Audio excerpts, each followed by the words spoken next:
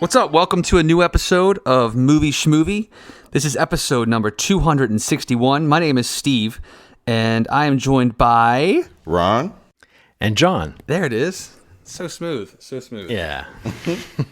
We're professionals. Only took us 261 times to get it right. Yeah, plus or minus a half an epi. So how you guys doing? Everything all right on your sides of the world? Or Baltimore, at least? Yeah. Yeah. I finally got my electric razor broke. I guess it's a beard trimmer, not really a razor the way I use it. But my beard trimmer broke at the beginning of quarantine, and I just ordered a new one, and it arrived. So the big change is that I might be clawing my way out of the sort of biblical look that I've taken on. My hair's down to my shoulders, nice. And I've got this long beard, and I've debated, should I just keep it almost a symbolic thing until this is all over? Right. But sometimes you actually catch your own reflection. I don't like those moments. I told you to take those mirrors down. Right. Yeah, I should be like a serial killer and cover all the mirrors in my house or something like that. I've had hair. I've been completely bald, and then I've had hair again, and it's been a little weird to see my head go through that change. I think I'm gonna go bald again in a couple days, but it's so weird to have been in the house for long enough for my hair to grow completely back, and almost as long as it did when it started. I'm developing the anxiety of growing your hair out, and then you sort of feel anxious about getting a haircut because you don't want to get a crappy haircut after going so long. Steve, you used to have long hair, right? Yeah. Like shoulder length. Yeah. Or beyond. So you know that feeling I'm talking about? It's not like you really treasure it, but you don't want to waste it and go I waited all this time to get a crappy haircut. So it creates a little bit of anxiety. Yeah, there definitely was anxiety, especially when you went for the ultimate. When I went for the ultimate cut, get it cut short again.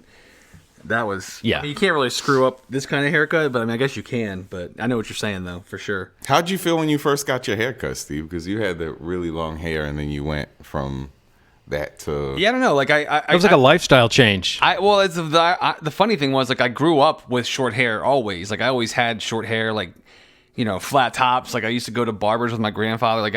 I never had long hair until I was probably somewhere around 23, 24, and I just randomly started I just basically started growing it out with the band stuff, and I just went for a different look, and I had it for a few years, and I don't know, so it wasn't really the unknown to me, but I had it for so long to that point, and it had gotten so long, and kind of how I kind of became identified to most people with me and my hair and everything. And that's what most people that I'd met in that stage of my life, that's the only way they knew me. So I feel to people it maybe was more drastic than to me that never knew me otherwise. But for me it was kind of like a homecoming, because it was this is so easy to not have to do anything to my hair at all anymore. Because when you have longer hair, John knows, and but any woman who takes care of her hair, or a man that has longer hair, whatever, it's you need to take care of your hair. I never loved that part of it, for sure. Putting products in my hair, and detanglers, because my hair was super curly and wavy. So it's I don't know, I didn't miss any of that. So going to the short hair where it's much more manageable and autopilot, and you get that just don't have to do shit. So I kind of loved going back to it, to be honest with you. I miss it though, but yeah. I try to keep an industrial sized bottle of detangler around at all time. It's the only thing that does that job without somehow leaving my hair dried out and frizzy. And it's really weird. When I developed that, I suddenly became this person who was you know what? It's important to find the right hair products for you. It's not a frivolous thing. It helps you out so much to be predictable, to know how it's going to come out. And, I grew up around a lot of guys who were just use Head and Shoulders and stop whining. I've had short hair and long hair and short hair and long hair. And the only thing I think I'm kind of married to is the beard, because I looked like a total baby boy when I have short hair and a clean-shaven face, but as long as I keep the facial hair, I think I have different. I do feel slightly different about it, and I just think the funny thing is growing it out. It's not like you worked at it. It's not like something you did, but there is a weird thing about. All right, I want to give the person a nice block to carve out, but at the same time, I don't want them to then make me go, oh well, maybe I want it to be right, bam, here's the new look. Right. Maybe you should shave your head. Follow Ronald's suit. Just go bald, John. I mean, I should have done that in April or something. You know, I think back then. Because it'd be right back. well, not if we're going on lockdown again. What doesn't matter, you know? So Hair Schmear is yet another spinoff of this show that could happen. That was a little a teaser episode, I think they call it, of our spinoff podcast coming soon to a platform near you. It was a backdoor pilot. Yep, there it was. And we just lost every listener of Movie Schmovie in the process. Yep, they're done.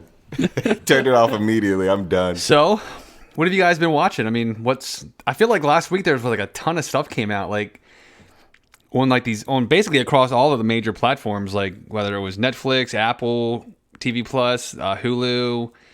I mean, everybody pretty much had some kind of quote unquote big movie or big release that dropped. Have you guys seen much of what came out or heard much about? I guess I'm thinking of movies like Netflix had the release of the Charlize Theron movie, The Old Guard, and then Tom Hanks's Greyhound came out on Apple TV Plus, Palm Springs on Hulu, and there was there was a horror movie on VOD called Relic, I think maybe produced by the Russo brothers? Executive produced by the Russo brothers, and I think one of the producers is Jake Gyllenhaal. Ah, right. That's the only one I saw. I saw Relic. I did not see any of the other big releases. So Okay. I'd be interested to hear what anybody thought of Palm Springs or the Tom Hanks thing. What's it called again? Greyhound? Greyhound, yeah.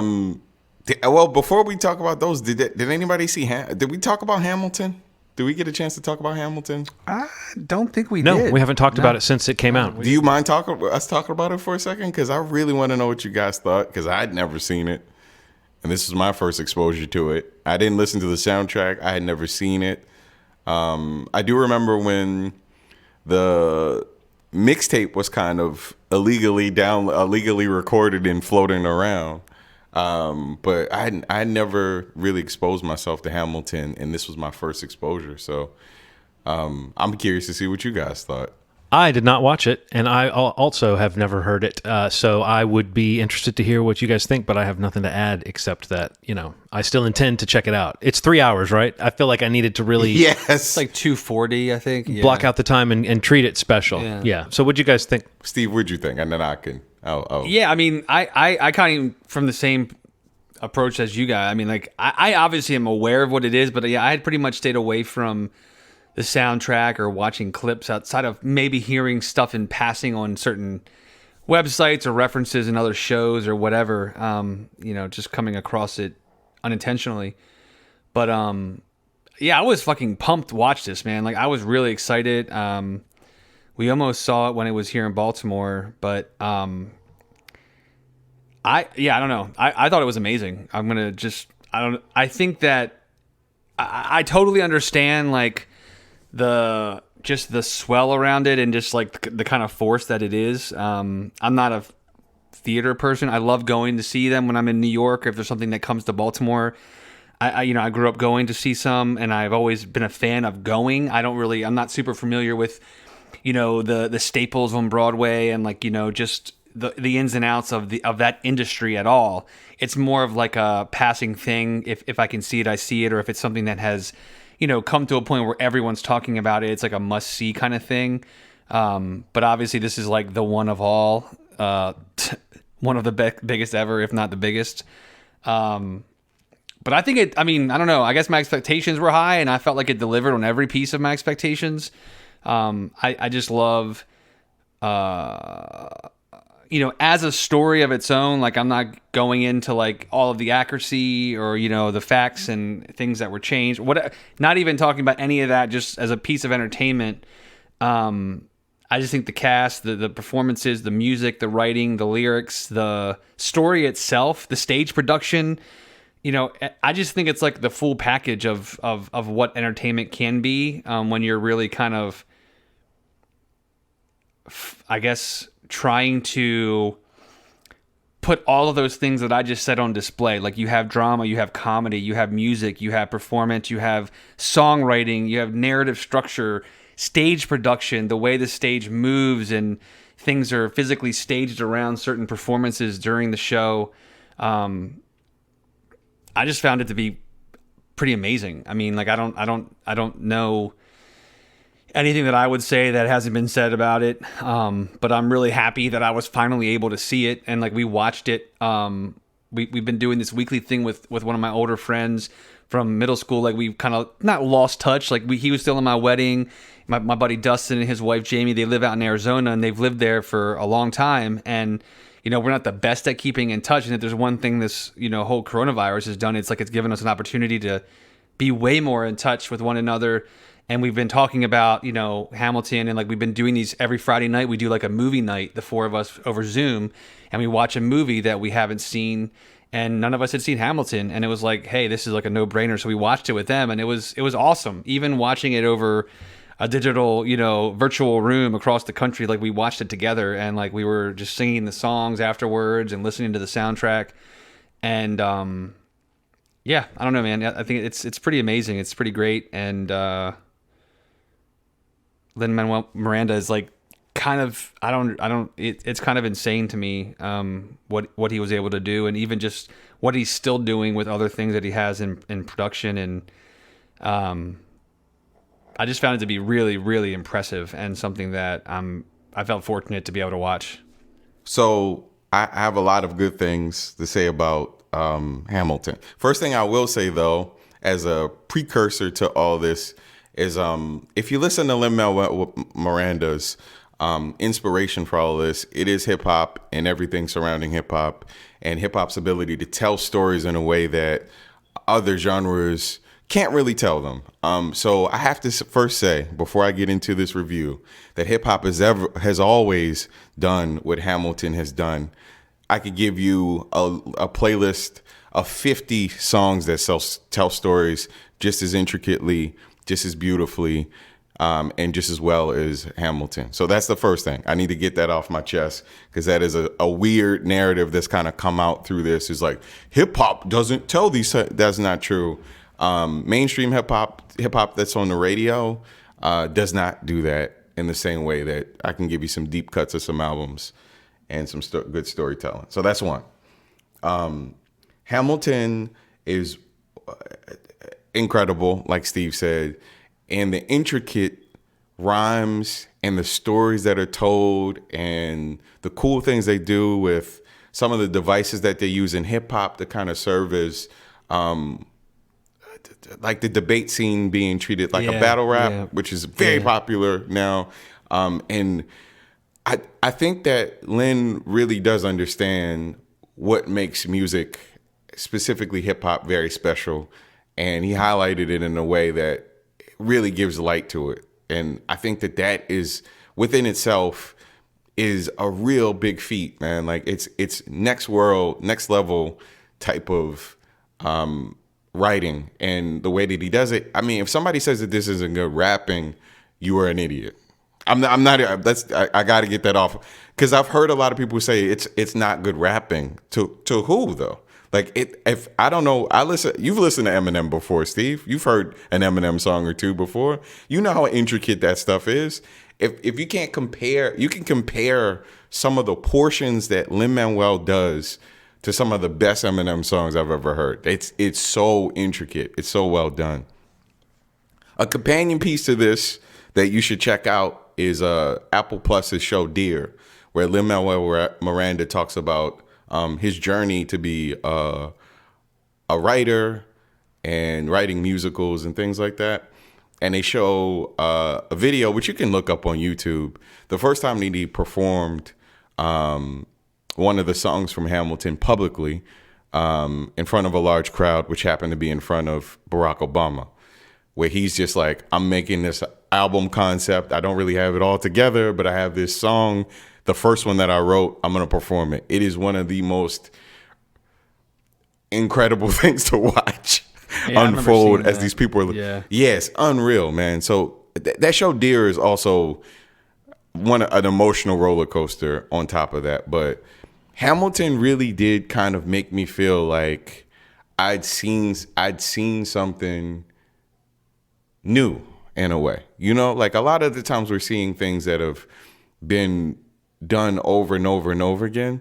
And I've seen hip hoppers, I've seen all that stuff, but I've never seen something handled with the care that this has been handled with.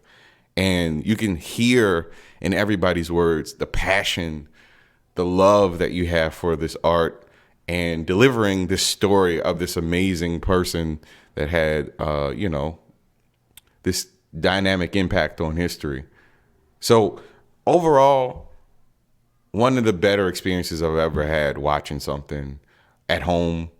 And I feel really bad that I didn't get to see it live, and now I want to see it live. But delivering it in a place where people couldn't. Look, people don't feel comfortable going to musicals for whatever reason, cultural, whatever. And for Disney to deliver this in a way that's palatable to everybody, it gets me a little emotional, man. Because I remember when I was a kid, I was brought to see plays at Center Stage.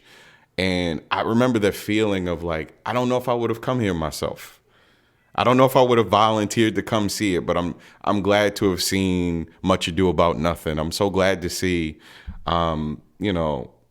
these plays that I'd never seen before. So long story short, see it, keep an open mind, and it's one of the best things I've seen in a really long time. So. Right, yeah. See it and just experience something that, may never exist again. Like, you know what I mean? I really do feel like it does feel like something very special. And I don't know if it's because, like you're kind of saying, like what you opened with in terms of like the way hip hop can tell a story, specific hip hop that you're mentioning can tell stories comparably. Like if that's the criticism of the musical.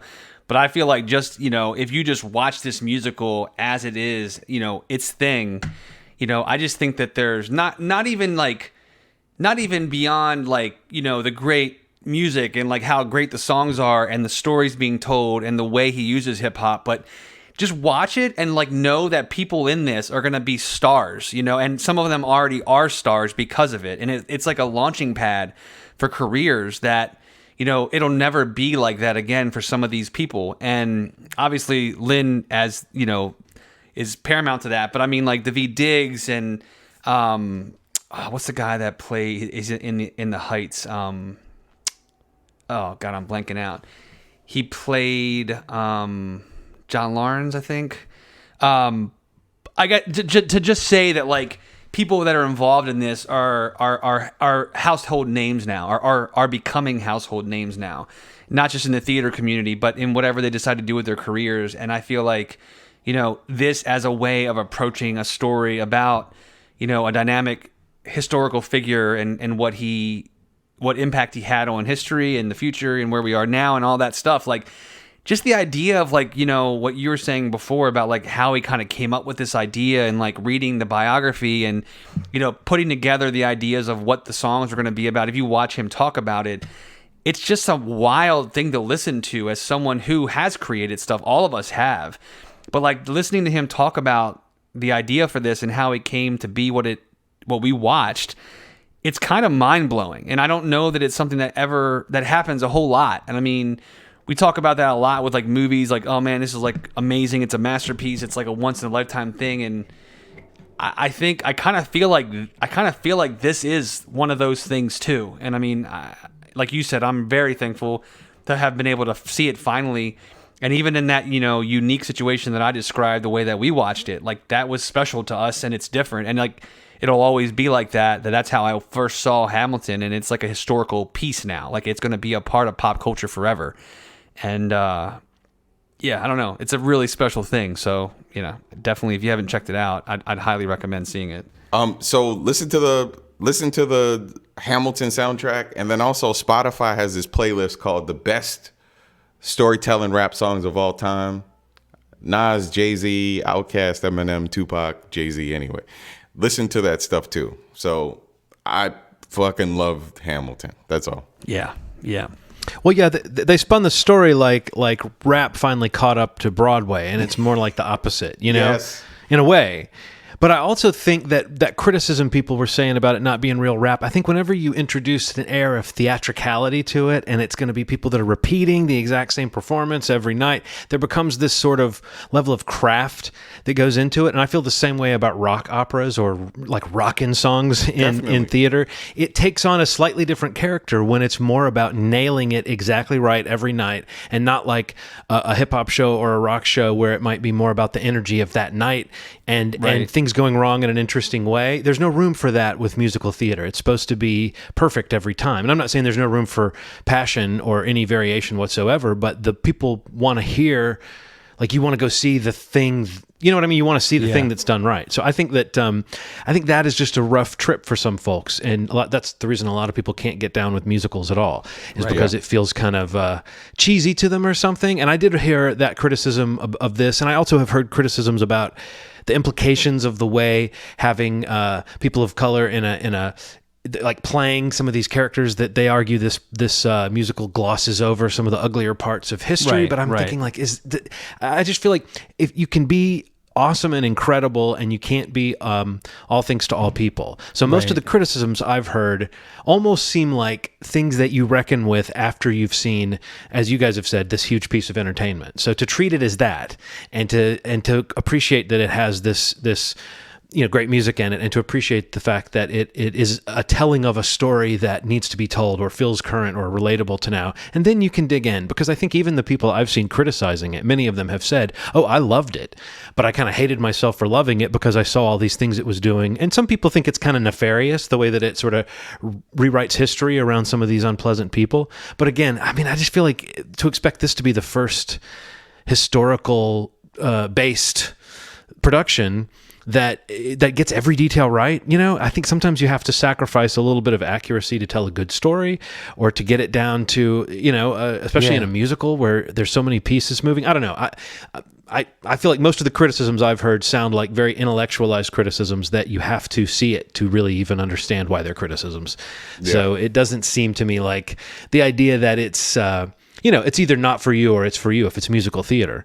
But as someone who generally is interested in whatever's going on in that realm, I did think it was strange, Ronald, to hear that narrative as though rap has finally discovered story. And it's like, you don't know.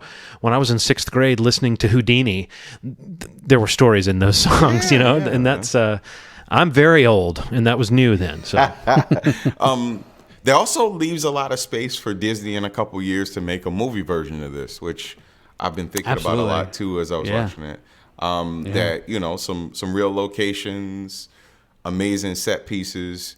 I could see this being a movie and qualifying for awards in a couple years. It just seems like the next logical move in everything that's happened and surrounding the legacy of this musical. It's like you said, Steve, it's a cultural artifact that's going to be with us for a long time. It's now a name that when you say Hamilton, people know what you mean, the same way as, Sherlock Holmes or Star Wars or anything, where it's just, you hear it and you go, oh yeah, that. So. No, totally. Yeah.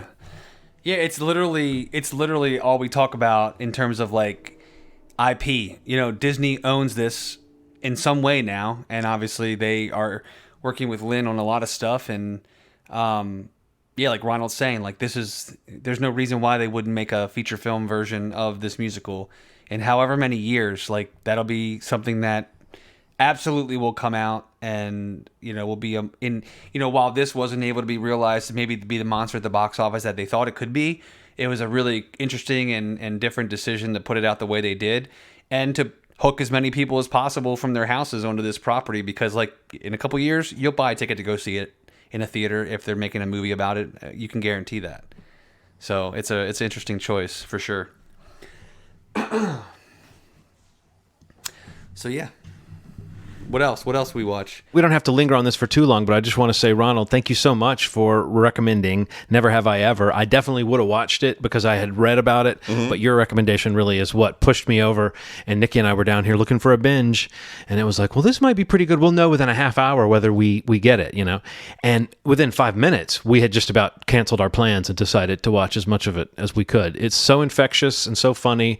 And no, I thank you very much for kind of pushing it, further to the center of my radar because it was just a great show with really, performances that. I don't mean to, maybe this is going to sound like I'm comparing it to something that a lot of people lost their passion for, but I remember when I first saw that show when Girls started, and the cast, I was like, oh, wow, these characters, they really popped right away, and I felt this, not the same way, but it was a similar kind of thing of like, oh, wow, this is a world where I totally get the little, the drama between these characters, and the characters popped right from the first scene. And no, it did some really interesting things. It was totally Mindy Kaling's sensibility filtered through this world, but it was a great vessel for her humor. And lots of faces I hadn't seen before on a show, both in terms of a very diverse cast, but also young actors that look like teenagers that are playing teenagers and that I haven't seen in a million things. Right. Yeah. And I really enjoyed the heck out of it. No villains. No, that's what I said. Conflict, but no villains. I love that. It's great when someone can do that. When someone can give you the real moment where these two people are squaring off, and you can pick sides. I picked sides throughout the show. I would announce to Nikki, her friends are being assholes right now, or she's kind of in the wrong. But it is great. Davy, the lead character, she's a real interesting character because they make it clear early on that she has kind of issues with anger and lashing out, but we understand why, but it still doesn't excuse her from some of her actions. So to me, that just felt like, very sophisticated, but it's not like it's a dark show about someone with anger issues. It's more like a light, funny show that's colored with real human traits. And yeah, she had friends and enemies that switched throughout the course of the season. And there's one relationship in particular that I wouldn't spoil for anybody, but that is really satisfying when you get to the end of the season, where a certain two characters are together and you really buy it. Yeah. Yeah, man, it's a cool ass show. I described it to a friend of mine as Mindy Kaling does Veronica Mars without the murder, because it reminded me of Veronica Mars in the way that Davy's kind of a pariah. I don't know if you saw Veronica Mars, but on that show, she was kind of like, she had a history in her town where everybody kind of knew who she was and no one really liked her that much. And so does this character. She starts off with a lot of baggage and the history is kind of revealed throughout the season. You start to understand. I thought that was just enough of an arc. It is one of the better shows I've seen in the last couple of years, and I can't get enough people to watch this thing, man. Steve, we saw Palm Springs, right? I did. Did you? Yes. What do you think? Man, I don't know if I told you. So are we getting into plots or spoilers or anything when we talk about it? Are we avoiding that before I start talking? I haven't seen it, but if you want to do light plot spoilers, I don't really care that much, I guess. I'll just kind of squint my ears. So you've seen that the trailer's about some aspect of like Groundhog Day, things repeating themselves. I don't know how else to say this without sounding nuts, but those things send me into an existential crisis. I hate that stuff. I hate things repeating themselves. I hate that sort of thing. It bothers me a bunch, mostly because I have theories about repeating themselves. But I gave myself the freedom to relax a little bit. Because I love Adam Sandler and all the Lonely Islands branded stuff, and I really enjoyed the movie. You mean Andy Samberg? What did I say? Who did I say? Adam Sandler. Adam Sandler. They're the same person. They are. He did play his son in a movie, so I think it qualifies. They're kind of melting into each other. I think that's what's happening. But Andy Samberg. They're both very funny guys with the same initials. Hhwhat is one of my favorite movies of all time. I saw it in the movies 3 times. I follow damn near everything he does. Brooklyn Nine-Nine, I haven't quite. What? I will.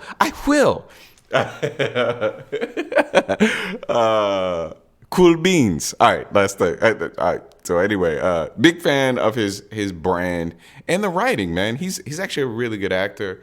I gave this thing a try, and I was not disappointed.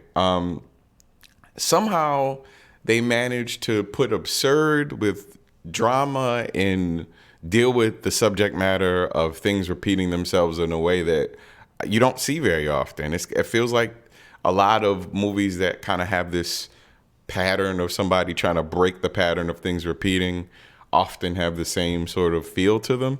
This felt a little different. And I credit that to just, I don't know, man, like Adam, oh my God, I've almost called him Adam Sandler again. That's awesome. Andy Samberg kind of realizing that you could take something like this and Cristin, Milioti, who are the two leads in the story, who have a lot of chemistry and spend a lot of time with each other on camera. That's the key to kind of making this work. And I don't think it could have worked without the two of them. I mean, I didn't think the movie was perfect. And I did think there was some really weird parts. But overall, great movie, man. I want to see more from Adam.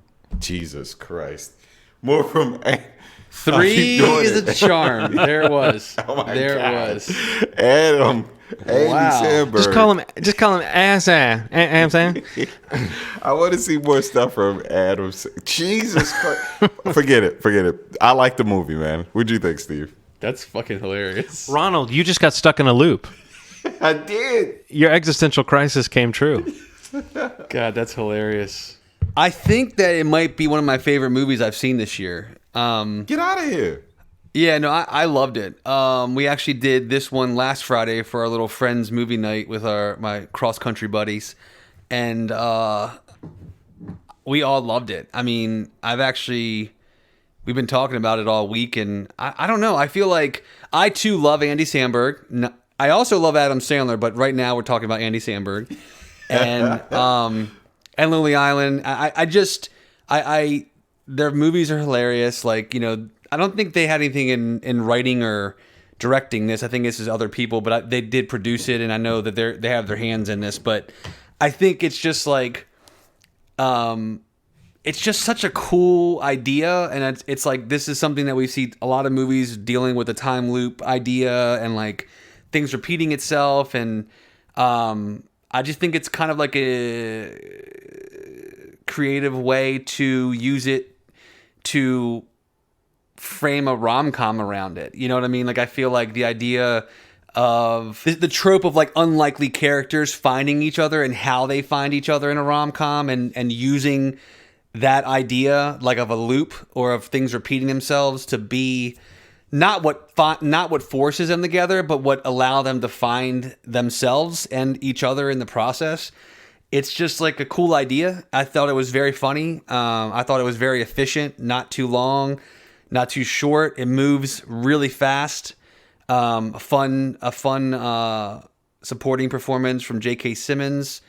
And I don't know. Yeah, I love Samberg. I love Milioti. She was on a show that I don't even think it lasted a season, called A to Z, which was like a fun, like little romantic comedy series she had a few years ago on one of the networks, like ABC or NBC or something. But I love seeing her come up in anything. Like, she's in one of my favorite episodes of Black Mirror. I just love her. And she's really good in this movie. I think she's probably the best part of the movie.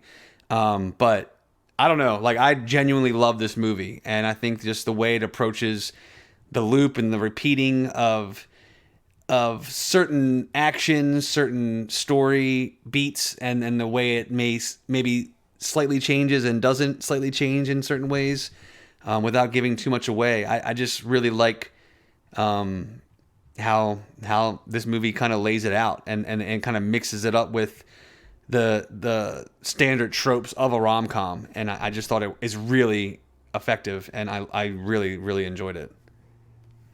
Cool. I'm glad you liked it, man. I enjoyed it too. If I'm honest with myself, it definitely was one of my favorite movies of this year, man. It's just a fun movie.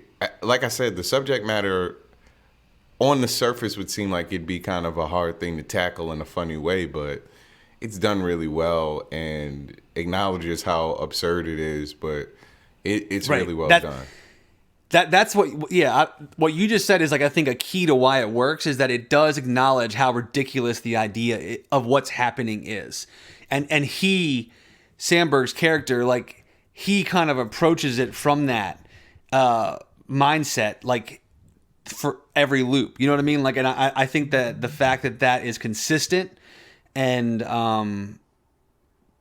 is a part of his character development, I think is what makes it work. But yeah, I think it's just like so easy to watch. It's funny, it's sweet, and it just kind of gets to a climax that works, and it's just like, wow, that was an hour and a half. That was a good time watching a movie. And that's kind of how I haven't really felt that streamlined about watching many movies this year, and this was definitely towards the top of my list, I think. Cool, man. That makes me happy. Yeah, I would definitely recommend this one on. I think you can watch it. Somehow they have it set up. I think you can watch it on Hulu for free or something. They have some promotion going. I think you can watch this either through Hulu or through Hulu on YouTube or something. You can watch this movie for free, like as you're listening to this podcast. No, I really like both those actors, and I agree that Andy Samberg, I got it right. That he is sort of a I don't know, not to say he's more talented than people might have thought, because I think he's had a pretty successful career, but I do think he's capable of a little more heavy lifting than you might have thought from some of his, silliest comedy. But I think you can tell from his silliest work, from the Lonely Island like music videos to the little shorts they would do to Hot Rod, right. And on, even through Brooklyn Nine-Nine, you can see that he's got chops. Like he's capable of kind of like he's got that sort of charm, and he plays that kind of oblivious, well-meaning, dopey guy pretty well. But it's one of those things where you really have to have an intelligence to do that. And so I think he's a guy who kind of continues to impress me. He's always sort of pitch perfect for what he's doing. And he seems like a really level-headed guy, too, when you catch him in interviews or on a podcast or something like that. So, no, I really like his vibe. So yeah. I'm excited to see that. I just didn't have time today. I had a choice of either watching that or watching Relic, and I chose since I was trying to do my horror movie overview. I thought, well, I should add one more horror movie to the pile. Are you guys ready to hear a quick list of horror movies, and you can tell me if you've seen them? Transitions. I've seen none of them. This is the new feature. Horror you doing? Because I'm trying to find out what's going on in the world of horror. I realized I used to be the guy who'd seen them all, and then I became a guy who hasn't kept up. And I just started the free trial of Shudder, so I'm going to watch a lot of stuff probably in the next week, because it's a 7-day free trial, and I'm cheap. But I saw the movies Two Heads Creek. Anyone see that? No? No. Scare Package, an anthology film. Anybody seen that? Nope. No? You Should Have Left. Yep. The Kevin Bacon, Amanda Seyfried film. And Relic, which is a nope. Well, Steve, what did you think of You Should Have Left? I think it started out pretty strong, actually. And I think it kind of falls apart around like the 45 minute mark. I really like Kevin Bacon in general. And is it Kep? Is that his last name? Is it pronounced like that? It's Kep, yes. Written and directed by David Kep. He adapted it from a book by Daniel Kellman, I think. So I didn't know the book. But David Kep also directed Stir of Echoes, which was another horror movie that Kevin Bacon did years ago. But he's most known as a screenwriter. Didn't he do Jurassic Park? Yes. Yeah, he's like one of the big ones out there. Like, he's a big gun in screenwriting. He's another guy who has done a lot of drafts for Spielberg and things like that at some point in the process he had his hands on structuring a script, but he's not always the guy who has the final credit. But he's been around, very active for a while. So I do think you catch some of that craft in this movie. But I guess I would kind of agree with what you said. It's not so much like it peters out. It's just like it doesn't add anything new to the equation after about the halfway point. Right. And it begins this process of playing out something that you can kind of predict. It's still got a few good moments, and the atmosphere I thought was great.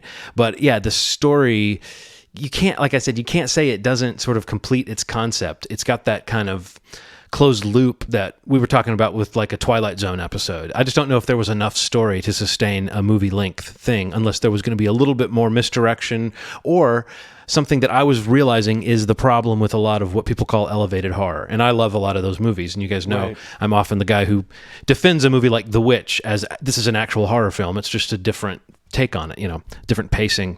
But I think what makes a movie elevated is that doesn't give you like the steady stream of victims. And in a less elevated movie, they understand that about every 15 minutes, you want to see somebody die in it like a gross way or something. And I think an elevated movie starts off with 3 characters and ends with 3 characters. You know what I mean? And you kind of go, okay, well, I guess I kind of wanted to see somebody get ripped asunder, but I didn't really want that to happen to anyone in this scenario. So you kind of need more cannon fodder for a good mainstream horror movie to have those periodic moments. What do you think of that assessment, Steve? I think that's accurate. That's good. That's a good breakdown. I think that's good. Because that's what this movie does, is at a certain point you realize the tracks that it's on and you go, oh, okay, I kind of get what mystery about the past of this character is going to collide with the present day story, and I get where we're going. Right. Yep. But what I thought was really effective was the discovering the kind of this house that they go off to. Kevin Bacon and Amanda Seyfried and their daughter go off to a place, and she's his new wife after something happened to his first wife. And so there's stories about him that the daughter is finding out, and she's a little girl, so this is all new to her. And this house is really bizarre and austere and creepy from the start, but it gets weirder and weirder. And it's got some really cool visual devices as far as how he explores the house. And I really did feel a sense of dread, like descending into nightmare or descending into hell in a couple of moments. And I thought that was really well done. But yeah, it doesn't have anywhere to go from there. And again, that can be the problem with a lot of these slower paced horror movies that you're seeing right now. They wait to deliver this jolt that just may not be enough. And I do think by the time you get to the end of this movie, you kind of have a feeling of like, oh, okay. Like that was kind of neat to see how things how they closed that loop, but it wasn't the best part of the movie. But that whole feeling of what would I do in this situation, I thought Kevin Bacon did a pretty good job of playing a somewhat intelligent person. There were a few moments where he does some kind of dumb shit, but like there's this whole scene where they realize they need to kind of stay together. Oh yeah. In the house, because and the way that gets broken is like you feel like it's a mistake you could have made. I don't want to say too much more than that, but so Relic, no one has seen. I guess I would recommend that one to you guys, but it's another one that has the sort of low body count problem, but it's really nightmarish and really creepy. And I would say that if it has any detriment as a horror film, it's that as it goes on, it becomes more sad than scary, because it's kind of overlaying a horror movie plotline with like a senile dementia story, or it's a woman who goes to check on her mom, who no one has seen for a few days, and then it kind of goes from there when they get to the house, what's going on with the mom, and you slowly piece it together, and it maps to a person who's kind of losing their life through losing their memory, but it also plays as kind of a possession story, with a demonic presence in the house. So it's a little bit weird. I mean, I don't know. I could see people thinking that's very poetic. I could also see some people finding it kind of offensive to almost demonize a person who's in this state. But I think the movie ultimately ends in a sort of a compassionate place. But it's got some really crazy imagery in it. And again, it only suffered from, for me, feeling like it needed a little more tangible carnage sort of to really keep me fully hooked. But as far as atmosphere and the young director, I think it's her first film, Natalie Erica James. She directed the movie and co-wrote it with someone named Cristin Milioti. Again, the way that it's filmed, the atmosphere, it reminded me a little bit of Ari Aster's stuff, where it's just a really controlled visual style that allows you to be unsettled at moments by things that are just kind of creeping in to the edge of the frame, Right. So effective horror, but ultimately it didn't. Like in the middle of it, I was like, this is pretty good. And when it got to the end, I was like, well, that was solid. And Scare Package, you guys know how we all feel about anthology films, right? Scare Package really tries to break the mold. And in some ways, it is kind of fun to see what the filmmakers try. There's a lot of names I've not seen before. But it's got a pretty diverse cast of directors, and I think that is something that works in its favor. But it's a little in love with its kind of meta horror tone. It's got a lot of commentary on the genre, with the wraparound especially has a lot of kind of jokey stuff. And some of that works, but some of it is really forced. I don't know. I felt really tired of it by the end, but I remember feeling the same way with almost every horror anthology film that we watched. Like all the VHS movies had kind of clunker segments in them. And then Two Heads Creek. Have you seen anything about that? I figured you may have, if anyone had, Steve. The Australian kind of horror comedy. Yeah, I haven't. I've read a couple reviews of it. I haven't seen it though.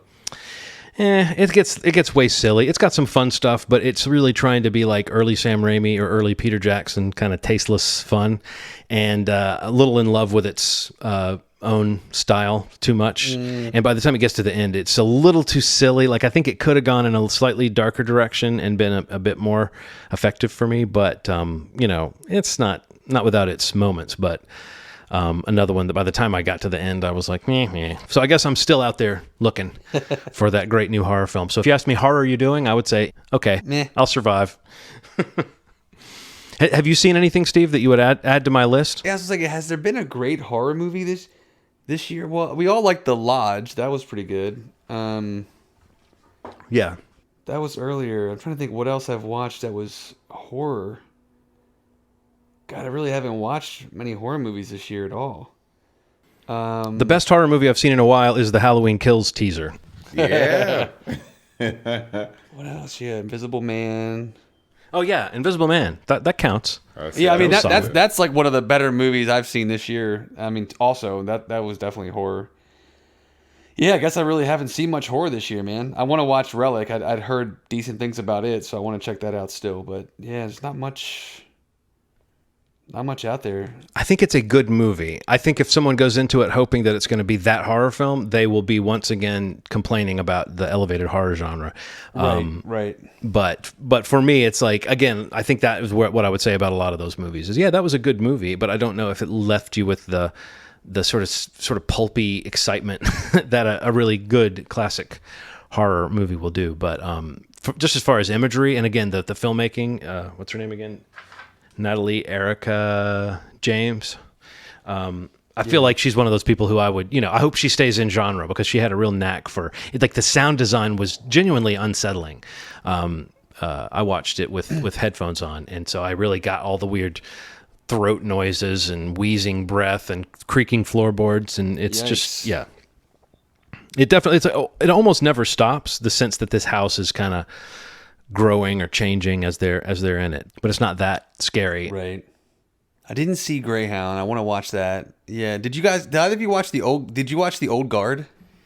I started on it, and I didn't stop because I wanted to. If I watch a movie at 7:00, Erin falls asleep, and I cannot finish a movie. And then she gets weird, like, she's like, you can watch it without me, but if I finish it and I tell her I like it, then she acts weird, like I should have waited for her. So I will say this: within the first 20 minutes of me watching it, I'm not going to spoil this, man. I really want people to unpack this movie. I did not know that it was about what it was about. That's all I'll say. That's all I'm going to say. And is that because you hadn't watched the trailer or don't know like the source material? Like you just didn't know anything about it at all? Either one. For action movies, I try not to watch the trailers, mostly because they tend to put heavy-duty plot spoilers in it for some reason.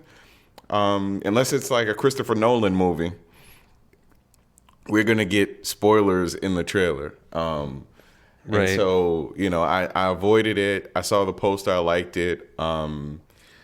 I did like the idea of the director. I'd heard good things about shorts that she'd done, but I only saw the first 20 minutes and I was shocked. I was fucking shocked. It's kind of good, yeah. I mean, I'd watched the trailer, so I knew what it was about, and I had watched had read like an interview with her. Like I think it was one of those. It might have even been a part or one of the companion things when they did that Mad Max Fury Road oral history. Like I met another article that came out like right after that about her and this production, like just another movie where she's like an action star in it, and God, I love Charlize Theron. Like she's like towards the top of my list. Like she is she's a star. Like she's like one of those stars that still is out there, I think. Like especially like last year thinking about like even just in this sentence mentioning, Mad Max Fury Road, this film. Last year one of my favorite movies was Long Shot, which she's in, which is a straight up comedy. And that's so good. To see her come back in like, another action movie, she was also like in Atomic Blonde. Like this is more in that realm of action, like where it's just a lot of like really cool choreographed action sequences and some cool gunplay stuff, like some that we're seeing in these types of movies. But it's also just a cool story. Like I don't know anything about the novels or the graphic novels or the comics that it's based on, and I think this is probably some sort of franchise that Netflix is trying to kind of roll out. But I would recommend this movie. I mean, it's a solid action movie and one of the better action movies that probably Netflix has done in a long time. I also, I liked Extraction, which they put out earlier this year, which was the Chris Hemsworth movie. I think this is kind of in line with that movie. I don't know which one I'd probably say I liked more, but this is a more interesting story because of the whole, I don't know, not to spoil anything if we're not spoiling what you're kind of alluding to, Ronald, but like that idea of what these people are, like the old guard crew or whatever, these leads, and kind of how or what kind of implications it has on society and humanity and science and things like that. It's some cool stuff. And I mean, like, it kind of dips into other, I don't want to, I'm trying not to spoil anything, other types of movies that they could explore with this property. But I mean, straightforward, I mean, from beginning to end, it's a pretty fun action movie. And it's a diverse cast. It's got lots of representation all over the spectrum, and at the front of it, you have just a kick-ass female action star, and Charlize is that person. I mean, she's one of my favorites, and she's so good in it. And like the fight scenes are really good, and the cast is really good, is really strong. So I mean, I would say check it out or finish it on your end, since you started it. But I was surprised. I kind of was passively watching it. I put it on just to kind of like watch another one of the new releases, and it's a solid action movie, and it's one of the better ones that Netflix has done recently for sure. People seem to dig it, and I know some people that know the comic that said that it just kind of barely gets at some of the stuff that happens. So I guess, yeah, if it's intended to be a franchise, I agree with you. You couldn't be in business with a better, more magnetic action star, an actor in general than Charlize Theron. She's really kind of proven her mettle in that genre in a way that's really interesting. She's carved out a really cool, unique spot for herself, I think. So, yeah. I love her. Did you read this week where she alluded to being heartbroken, I believe is what she said, that she wasn't going to be in the Furiosa movie? Yeah. She said she understands, she trusts what George Miller plans to do, that it's a prequel and he needs someone younger, but that she feels protective and attached to that character. So she was bummed not to get to do it. Yeah, I'd imagine so. That's it is a kind of a bummer, especially when you get that kind of bang for your buck in Fury Road where like she steals the movie, and that's the character everybody talks about is her. To go with the prequel route to a younger star. I mean, I get it too, and you want to trust him because he did so well with that one. But that said, I mean, maybe there's plans for a franchise with the old guard because she is awesome in this movie, and I could totally see that. So, not that it's at the same level as Mad Max by any means, but Netflix seems to be pumping these movies out. So if that's in her. If that's in her, plan, it seems like she may have an option to have a little franchise here, especially because it's like, doing really well on Netflix in the first weekend. That makes me happy. What do you guys think of the news that John Hamm is Fletch in the Fletch reboot, which is going to be directed by Greg Mottola? Love it. Yeah. Feels good, doesn't it? That's all I got to say. Love it. Hamm feels good. Mottola feels great. I love the idea of it finally happening. Hamm has been pretty outspoken over the years of wanting to do this, and like every podcast I've ever heard him on, maybe exaggeration, but most of interviews, like he always finds a way to mention Fletch, and you can tell that he has a love for the property. And I really like Greg Mottola as well, and most of the movies that he's directed. So I would definitely be excited to see what they could do with this franchise for sure. What do you think, Ronald? I don't know much about Fletch. Like, I never really watched Fletch growing up. So I have no real nothing to say besides John. If there's going to be anybody that could do it, John Hamm has the acting chops. His comedic timing is so on point, and it's so weird to me that he's never really made it far. I don't want to say made it far. How can I word this? It makes me sad that he hasn't been able to succeed quite as well in the movie realm as he has on the TV realm, because he shines. Like I can give you 50 clips of him being amazing in various TV shows, but I can't say the same for his movie appearances. And if this can do that for him and get him in this kind of realm where he's developing more of a, like a comedy side, especially coming from, he's always going to be known for Mad Men, but if he could show that he could carry a movie, I'm down, man. So it makes me super happy. Sure. No, I've always wondered when he would get like a franchise or something that would become his thing outside of Don Draper. Similar to what I used to wonder about James Gandolfini, rest in peace. It would be like, how can he ever overshadow Tony Soprano? And I feel like with John Hamm, the Don Draper thing is huge. But this honestly feels like, the reason why I think I'm excited, and it sounds like you are too, Steve, is because this feels like the right vehicle for John Hamm, because he can be goofy, he can be funny, he's got this kind of sexy, cool thing going on that people forget now that Chevy Chase in the 80s still had a little bit of that. Yeah. He was like the sexy, cool guy and and funny. And I think that it's different. And I think the movie that they made in the 80s was a pretty good Fletch adaptation. But I think nowadays, they're set to do something because there's several books. So there's a lot of material. And I think they're doing a particular book. I read all the books back in the day.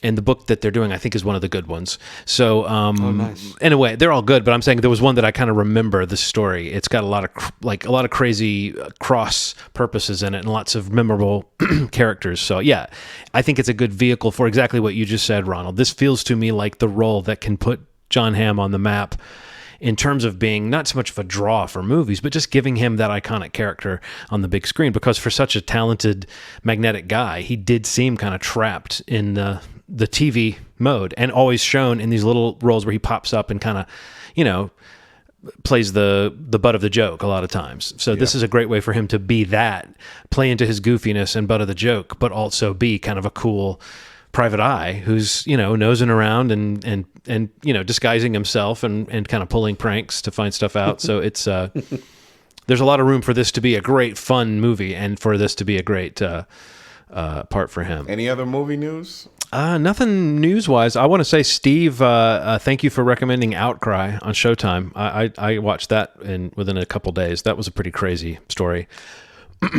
Oh, man. So emotional watching that movie, or watching that series. I couldn't help myself. That last episode really got me. Yeah. Did you watch it, Ronald? Outcry? No. What's it about? It's a high school football star who is accused of pedophilia and abusing a 4-year-old, and then the question of his guilt is entered into it, and then how that plays out.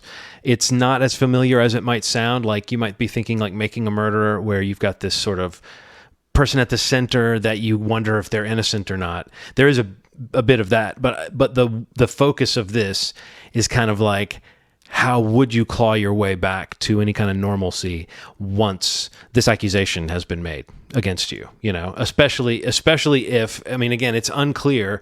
Certain things are unclear as the series rolls along, and I wouldn't want to take that suspense away from anybody. I would say don't look it up. Don't look up any news headlines or anything like that. Let it unfold. But you go back and forth and end up in some pretty interesting places. And like Steve said, the very ending is an extremely powerful episode that leaves you still later. I don't know if you felt this way, Steve, but kind of wondering still how to feel about it all. Like, it really is an interesting dissection of a what seems like a miscarriage of justice, and then some attempt to make that right. And then you wonder, can you ever make a situation right once this has happened, once this accusation has happened? It's only 5 episodes, Ronald. So it's a pretty short docuseries. But yeah, it's just it is kind of a little different in the way you think some of these go. I guess in terms of where the central figure is kind of ending up at the end of each episode. Like, it moves a little differently in terms of the story it's telling. And I would agree, like, I intentionally didn't look it up. Like, after watching the first couple episodes, I would encourage anybody interested, like, just don't look up the name, don't look up the story. If it sounds interesting, just try to watch it. If you have Showtime anytime, all the episodes are available now. And I think on Showtime proper, it's airing one episode a week over the next. I think there's 3 more episodes to air before it airs its finale in real time. But it's it's just a really well made docuseries. Really, just a really crazy story, and sadly, just like another example of another way in which what seems to be like the criminal justice system failing multiple people in one example. You know what I mean? Like, this is a case where an individual's rights and their freedom and their future and even the victims and just like you think about the spider web that gets created by just this kind of gross misconduct and counsel not supporting a client properly, whatever, all these things that spin out in this story. You start to see a big picture of not just the main subject of the story, but the kids involved and the families of those kids and just the community as a whole, the support system that this guy has, like his family and his loved ones. It's just really kind of exponential in terms of how widespread the failure affects individuals of the community and the community as a whole. And it's just really sad, and it's just really it's really sad to watch. And I think it's kind of a unique series. I don't want to say more about like what happens with the story, but it's unique in the sense that it is quite a emotional roller coaster in terms of what this man is kind of experienced through this whole story and like the ups and downs of his efforts and where he kind of ends up.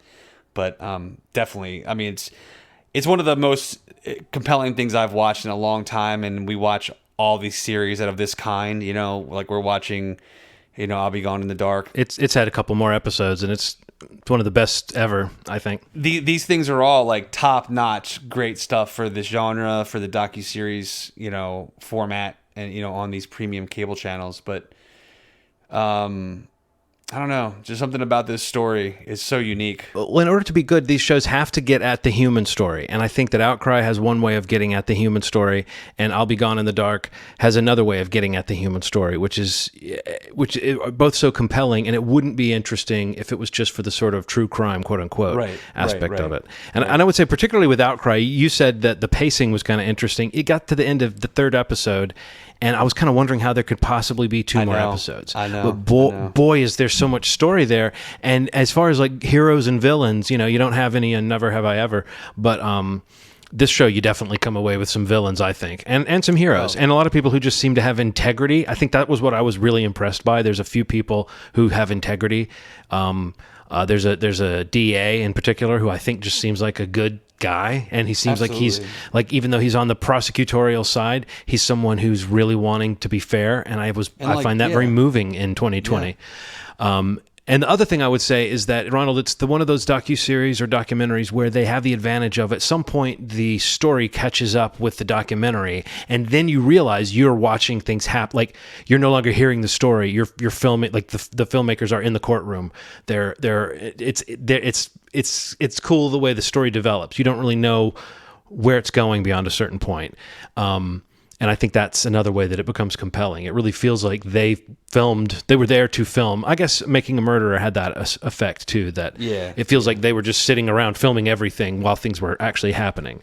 But this was even more concise, and again, a little bit different of a story. And the only thing that kind of left me with a little bit of a question, I don't know if the show grapples with this, but it kind of does, is that this kid is very lucky. They talk a lot about how many innocent people are in prison in this series. There's definitely some affluent people willing to support the guy who's the star of the high school football team. That's huge in Texas. They say even in there that it's like religious to them, high school football.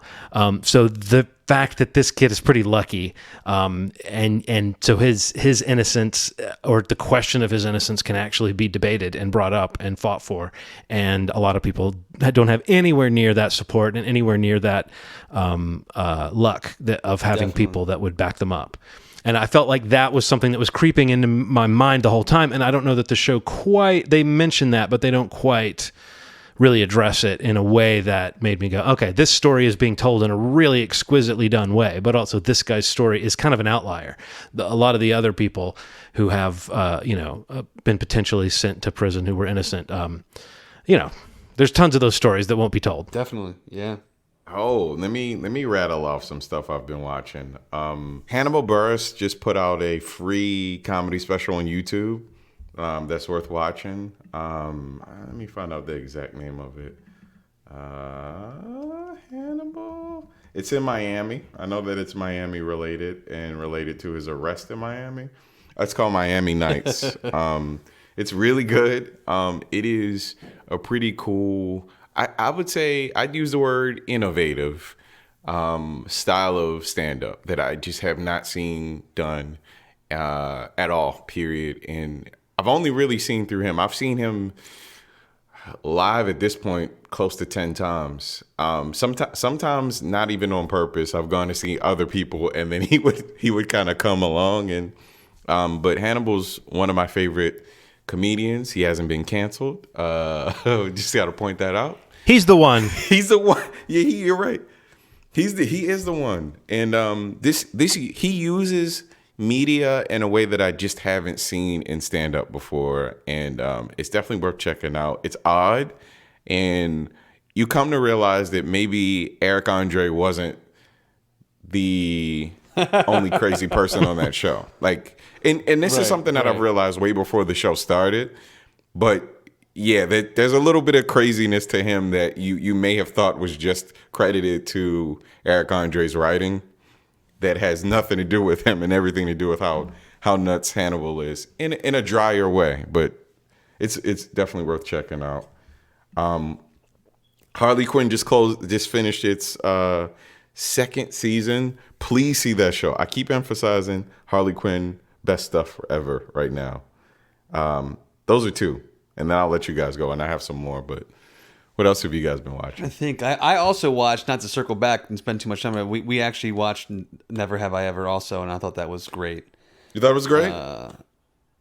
Absolutely, yeah. It's great. I mean, to the point that Erin left me in the dust and watched it without me, and I had to do it on my own. She betrayed you. She betrayed me, dude. Like, I fell asleep. I fell asleep one night, and I woke up, and like Netflix is on like episode 7 or whatever. I'm like, what the fuck? But yeah. So I finished it on my own. But yeah, it's great. I mean, it's so efficient in its storytelling. Yeah, and I love the idea that like there's really not a real villain. I also absolutely love the John McEnroe narration. I fucking think that's so funny, and so funny to have him narrate the episodes. Honestly, I really had just watched a bunch of movies this week. I mean, we've talked about it too much on this podcast, but I'm doing a rewatch of Stranger Things. I'm wanting some new Stranger Things episodes, man. I want another season of that show so bad. I don't know. So yeah, I've been spending a lot of time watching that again. But outside of that, and Never Have I Ever, I think mostly what I watched were the movies that we'd already talked about. So yeah, if you guys have other stuff you checked out, definitely throw it out there. What about you, Ronald? So The Chi started back up. Is that Showtime show? Big fan of that. Season 3 at this point. It is weird because there have been some casting changes. You can look into that. I don't want to get into it. But there have been some casting changes since the first and second season, which have dramatically changed the dynamic of the show. And somehow it still is anchored by the great acting, man. It's still a solid show with a lot of drama. I finished Hulu's Little Fires Everywhere. Jesus Christ, intense, very triggering, but worth a look because it'll spark some conversations in your homes. Definitely check that out. The church drama, the OWN network, Oprah's network, she has a show called Greenleaf on there, which is a church drama. If you want to see a soap opera and you want to see drama and you want to get into a world that you may not be super familiar with, Greenleaf is the way to go, man. The first 2 seasons are on Netflix. The current one is airing on OWN. Check that out, man. It is a weird one. It is a soap opera, and you will love the cast. Keith David's in it, and that's all I'm gonna say. I don't know how you feel about him, but he's doing like Shakespearean level acting in that shit. Brockmire with Hank Azaria. Jesus Christ, man. Why did I not give this show a chance? It's on Hulu. Oh. I think it's like 2 seasons on there right now. It is one of the funniest shows I've ever seen in my life. Hands down. Yeah, I second. It is written so... You watch it? Oh yeah, I love that show. Man, it's so good. It's one of the funniest shows out there. It's hilarious. It's one of the, yes. And the last show that I'm going to point out to you guys is one that is a little unconventional. And I'm gonna point you guys to it. Starz has a show called P Valley, short for Pussy Valley, which is about a strip club in Houston, and it kind of has the bones of Ice Cube's Players Club that came out a couple years ago.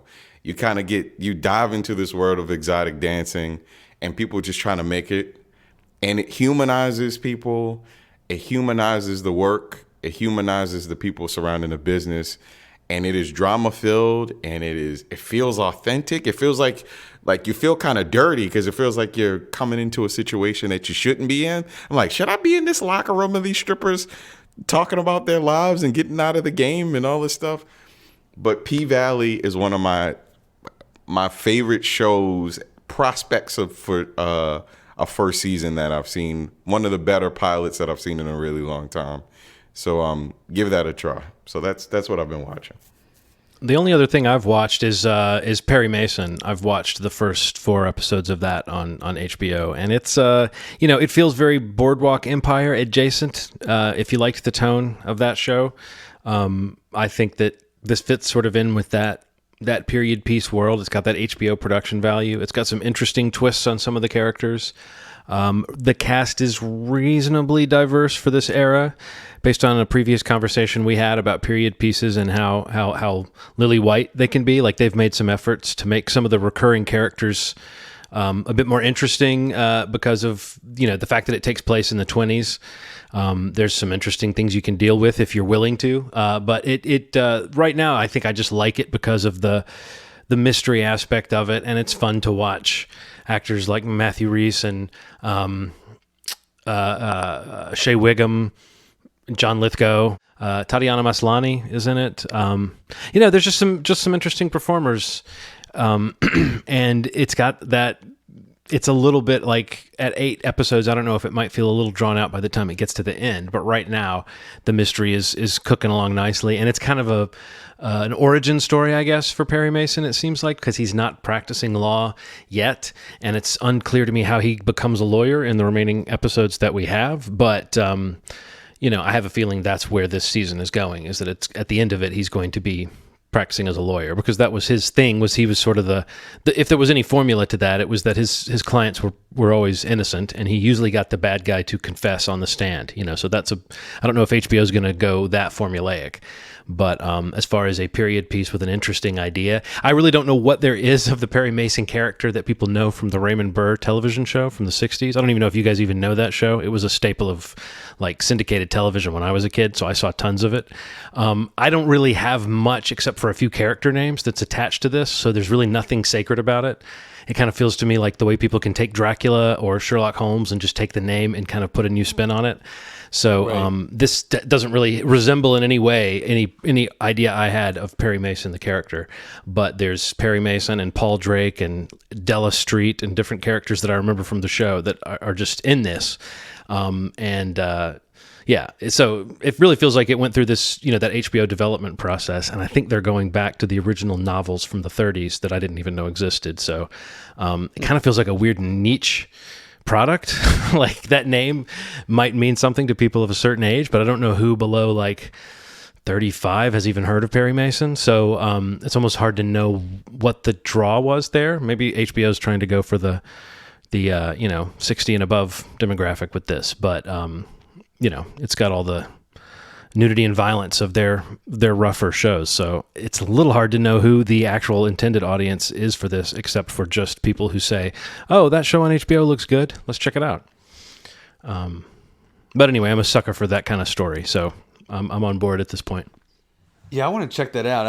It's another one of those. I haven't really been watching much HBO because I can't get the I kind of don't want to watch it on my iPad. I want to watch it on my Roku, but that still can't get HBO Max on there. What the hell is going on? Let's talk about this for a second, man. Yeah, let's do. That's a great topic to end on. I don't know, man. Yeah, so Peacock just came out and they've announced that it isn't coming out on anything besides the platforms that it's on in the foreseeable future.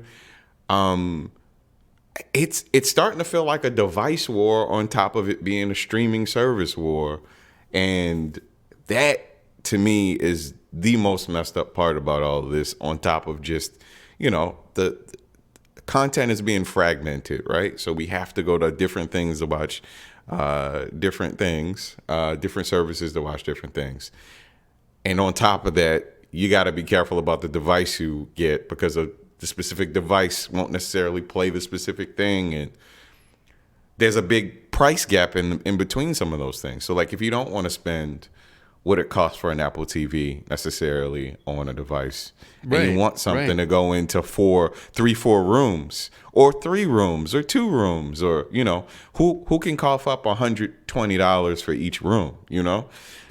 There's something really weird about what's happening right now. And look, I'm an Apple TV head. I do love it, and I'm invested.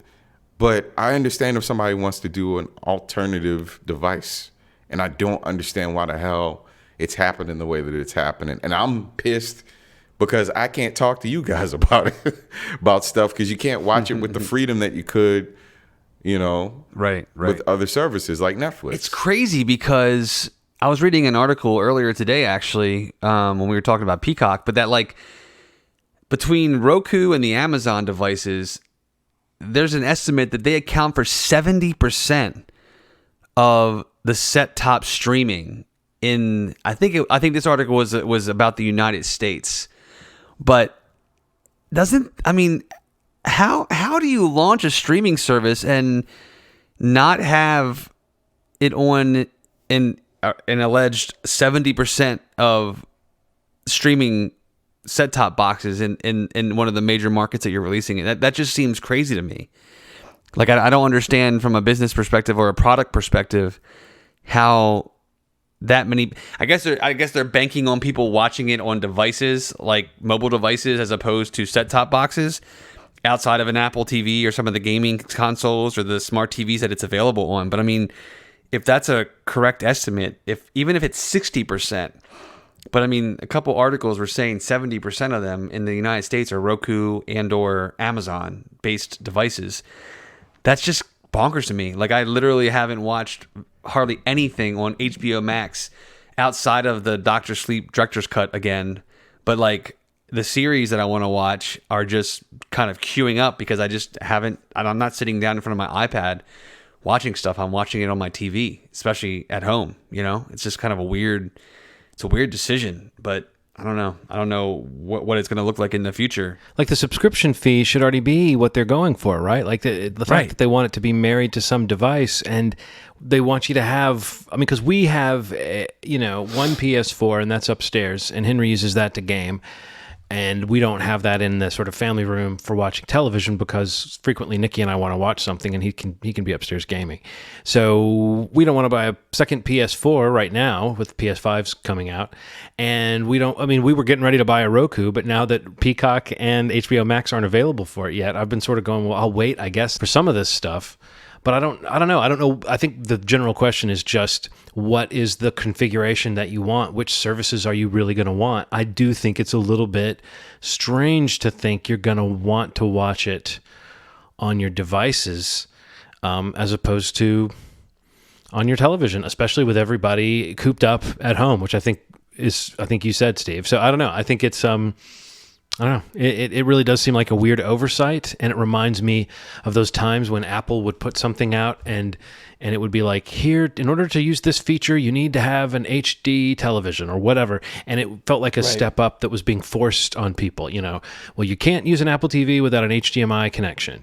And it's like, no, we're just not going to do it. We're not going to make this box any bigger and put any other connections on it because we think that is the past, and sometimes the technology kind of pushes you towards some kind of future. But right now, there's not even for me, there's not an obvious single solution to all this. I guess, except what you said, Ronald, spending a little bit more and getting a device that does cover it. But it's a little weird to think you have to spend that much when we're already paying for the content through our subscription. So it does kind of feel like what are they trying to do? They're trying to make you need a cable connection besides, or they're trying to make you, I don't know, pay some premium to have the version that you can go onto your television with. Because I'm on an LG television, and there's certain things that are just integrated. You know, the smart TV aspect is great, and I wish everything would be that easy. I don't know why I can't have some of these streaming services on there. So I don't know. I don't mind watching some things on my computer, but when we get together as a family to watch a show, we want it on the television. Yeah.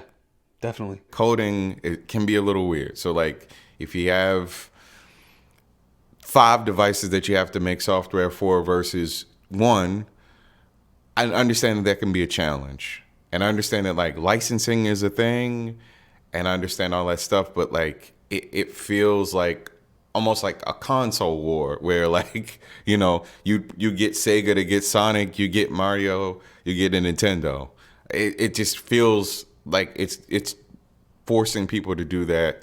And look, I love my devices, man. I have a very healthy understanding that sometimes, you know, I'm a videophile, and you know, I'm willing to spend money for a thing because I know that I'm kind of future-proofing my stuff. But you shouldn't have to do that for content in the way that you do for like a computer or something like that. You know what I mean? Like it should be like I get a device. It should be able to play all the things that exist in this world of apps.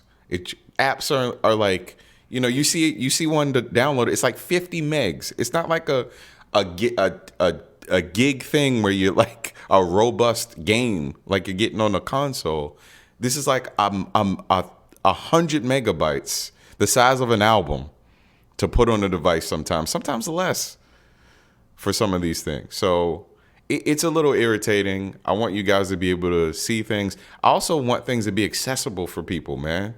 It's for real. Like it you know, when it starts to become like a weird thing where they're discriminating against devices because they're cheaper, or maybe because it feels like that's what they're doing. It feels like they're pushing people towards like, yeah, that's cool, but you should probably get something that costs a little more because it covers this stuff. Or the branding of it, you know, because it doesn't sound quite as good to come out the ear to be like, look, you have this device versus having an Apple device or having a Roku or having a, you know, it's like that stuff is weird to me. And I think that at some point we're going to have to get to, it's like Quibi saying we don't want to put things on a set top.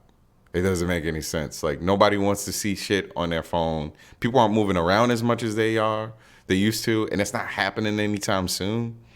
So I think there should be some adjustments. That's my rant. And I feel like it's going to keep happening. And I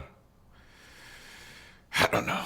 It's weird because like, well, actually it's not weird. I mean, it's pretty common. I mean, I think at least for the Roku, because that's the one I've kind of been researching a little more because that's what I have. But it really just comes down to money. It really isn't like a programming, coding, you know, ecosystem compatibility issue. Like it really has nothing to do with that. It really just comes down to like basically 2 ways that Roku makes money. They make money off of like when you download the app, they take a cut from like signups. So like if the app was available in the store, you downloaded it.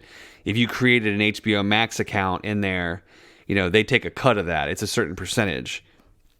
And then the other piece is like ad inventory. So how much control over ads that Roku has in that channel or in that app, you know, is dictated by them. And, you know, that's kind of, I think, from what I've read, the 2 big revenue streams that, you know, that Warner Media and NBC Universal basically are going back and forth about. Like basically they don't want Roku to take their reportedly, I think it's 20% for in-app signups for accounts, and they don't want that. They don't want people to sign up through the Roku channel and Roku to take 20% of whatever that monthly subscription fee is from those two companies. And, while there may not be a lot of ad inventory in an app like HBO Max, but like the Peacock app obviously is going to be ad driven. And I think that, the access that NBC Universal gets to the data coming from those apps on the user, on the platform, on the device, it just seems like that's really what it's coming down to, is like money and data. And nothing that I have read seems very optimistic about these things being on at least Roku anytime relatively soon, which is just bonkers to me. But yeah, it just seems like it's money motivated, which is no surprise. But I don't know. We'll see. Maybe we'll have an update for this in a couple episodes. We'll have to check in and see if either are available on Roku and or Amazon by that time. But I'd be curious. Yeah. But for now, it's to the iPad I go, I guess, if I want to watch something. It's okay. I could have. Life could be worse. You know what I mean? Like this is yes, right. This is a real serious problem we're discussing right now. It's like so perspective. I guess we got to keep it right. So right. Yeah, I don't know, man. I got nothing else beyond this. I definitely want to check out Relic between now and the next episode. I want to watch Greyhound.